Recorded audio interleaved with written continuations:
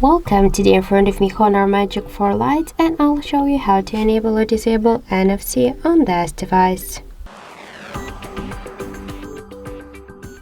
So first let's open the settings application and then tap here to mark connections. After that you'll see here the first section with the NFC. Click here once, and now just to activate the NFC feature we should click once on the switcher. If you want to turn it off you should click here on the switcher once again. By the same way, to activate the turn off the NFC you can make it from the notification panel shortcuts, but if you have not here this icon like in my case, you should add it. Just click here to edit icon and you will see then here the NFC here. Just hold it and drag it to your panel, click here to done, and now you can use this icon to activate or turn off NFC. And that's it. So thank you for watching, and if you find this video helpful, don't forget to leave a like, comment and to subscribe our channel.